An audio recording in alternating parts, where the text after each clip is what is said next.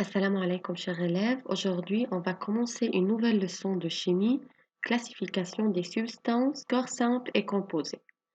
À la fin de cette vidéo, vous serez capable de reconnaître que les substances pures ne peuvent pas être décomposées par des processus physiques, reconnaître que les corps composés peuvent être décomposés en substances plus simples seulement par chauffage ou bien par des changements chimiques, indiquer la différence entre séparation et décomposition.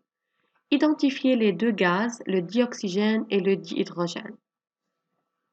Dans les séances précédentes, nous avons appris que la matière peut être classifiée en substance pure et mélange.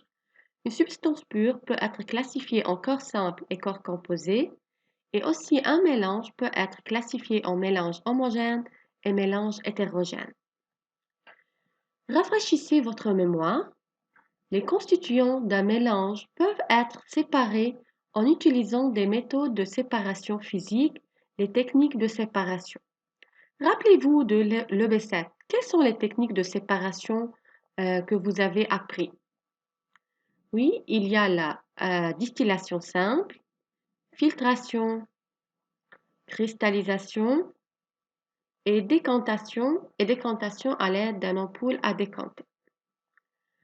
On va essayer maintenant de séparer les constituants d'un mélange du sable et de l'eau. C'est le bécher contenant le mélange.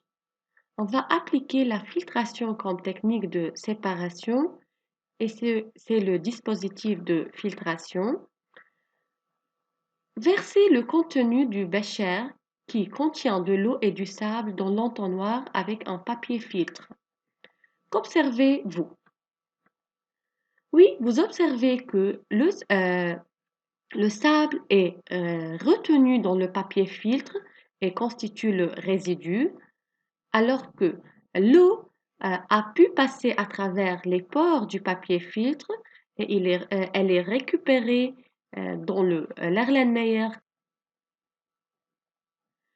Mais que pensez-vous à propos de la filtration d'une substance pure? On va essayer de séparer une substance pure. On va prendre un exemple, l'eau distillée, et on va aussi appliquer la filtration. On verse le contenu du bécher qui contient l'eau distillée dans l'entonnoir avec un papier filtre.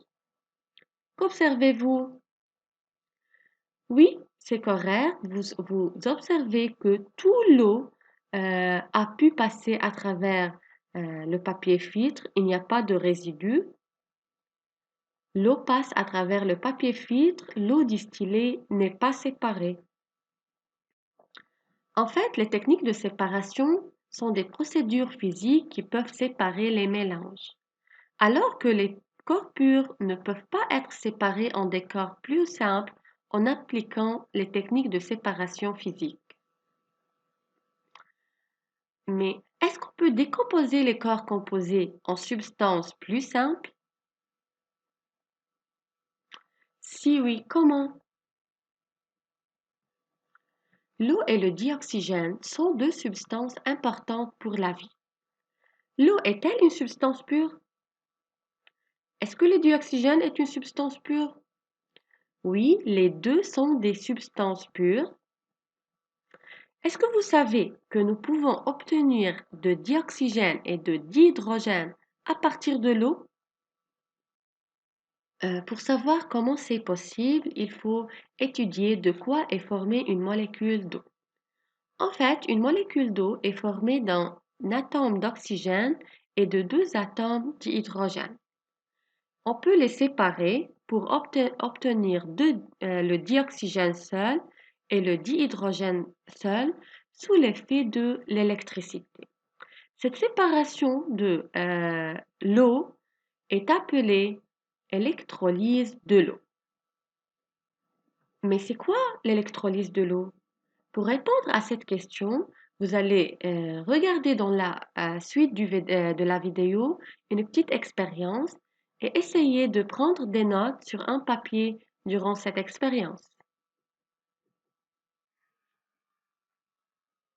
Si l'électricité est utilisée pour décomposer une substance, alors c'est l'électrolyse.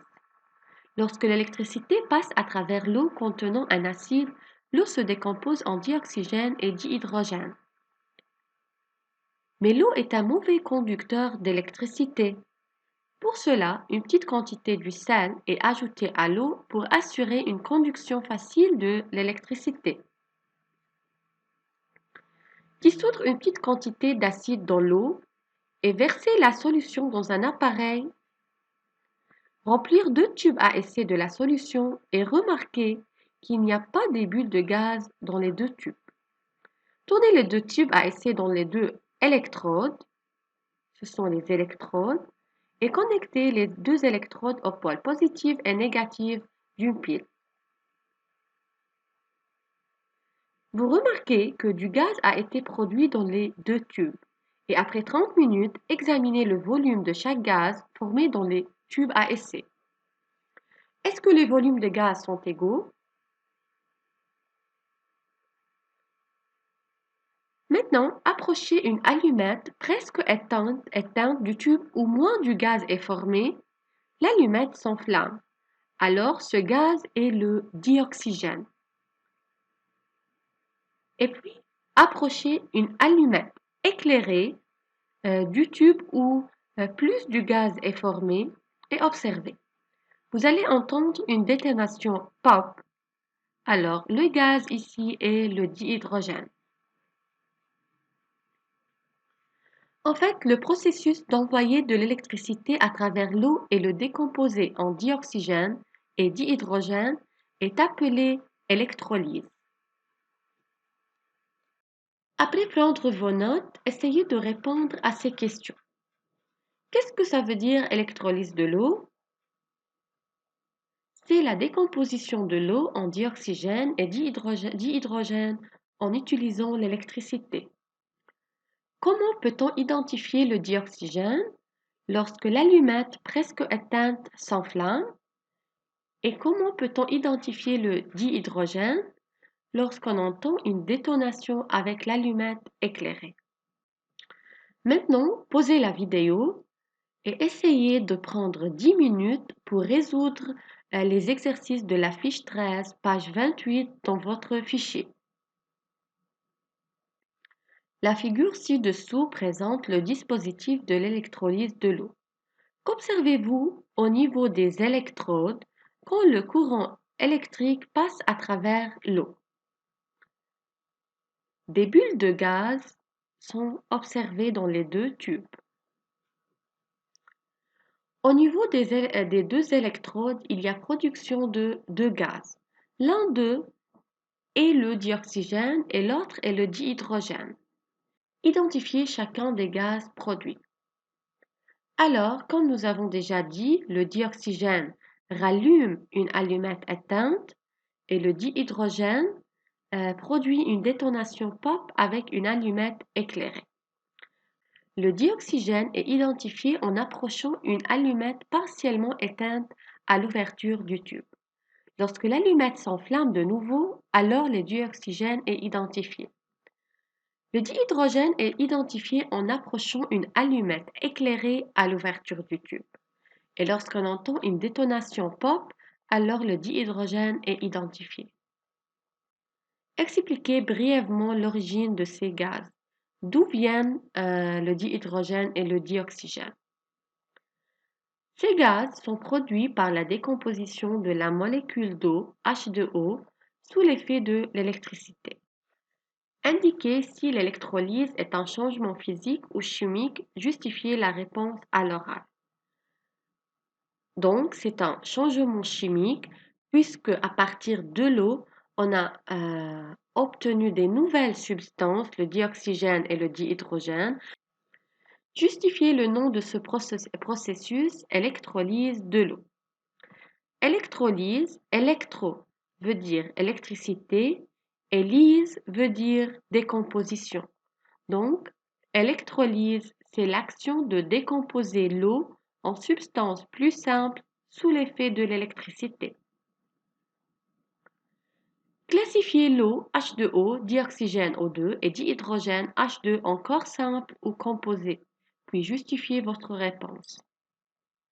N'oubliez pas qu'un corps simple est formé d'un seul type d'éléments, alors qu'un corps composé est formé de plus qu'un seul type d'éléments. L'eau H2O, il est formé de l'hydrogène et de l'oxygène, donc deux types d'éléments. L'O2, le dioxygène, est formé seulement de l'élément oxygène, donc un seul type d'élément. Et le dihydrogène H2 formé seulement de l'élément hydrogène, aussi un seul type d'élément. Donc, les corps simples sont le dioxygène et le dihydrogène parce qu'ils sont formés d'un seul type d'élément, alors que l'H2O est un corps composé puisqu'il est formé de plus qu'un type d'élément. Maintenant, notez que si cette expérience, l'électrolyse, est répétée avec le dioxygène et le dihydrogène, rien ne se passe. Cochez le terme encadré faux. Les corps composés peuvent être décomposés en des corps plus simples par des changements chimiques ou chauffage. Les corps simples ne peuvent pas être décomposés en des corps plus simples. Pourquoi il faut utiliser le mot décomposé au lieu du mot séparé dans la définition de l'électrolyse? En fait, séparer, c'est un changement physique. Il est utilisé lorsqu'on sépare les constituants d'un mélange donné. Alors que décomposer, c'est un changement chimique.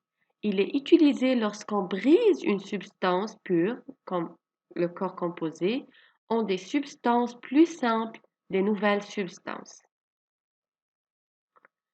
Maintenant, lire l'exercice 8, page 29, dans votre fichier. Si le sucre de table de formule chimique C12H22O11 est brûlé dans un tube à essai,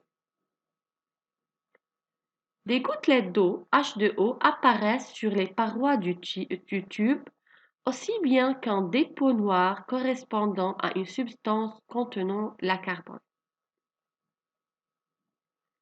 Inférez si le sucre de table est un corps simple ou composé en donnant deux justifications. En fait, le sucre est un corps composé car, selon sa formule, on peut voir il est formé de carbone, hydrogène et oxygène. Donc, il est formé de plus qu'un seul type d'élément. Et selon l'expérience, il est décomposé en substances plus simples et seuls les corps composés peuvent être décomposés. Maintenant, posez la vidéo et essayez de faire cette évaluation. Écrire le mot qui complète le mieux chaque énoncé.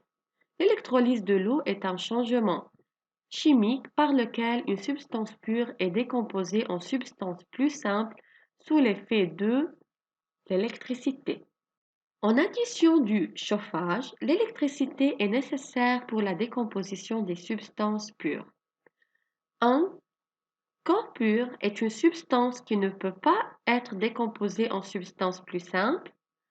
L'eau est un corps composé qui peut être brisé en dioxygène et dihydrogène. À la fin, essayez de compléter ce schéma. La matière est classifiée en corps pur et mélange. Un corps pur peut être un corps composé ou bien un corps simple. Un mélange peut être un mélange homogène, colloïde ou bien mélange hétérogène. Un corps simple peut être un atome individuel ou bien un corps moléculaire. Un corps composé est classifié en composé moléculaire et composé ionique. C'est tout, chers élèves. Merci pour votre attention.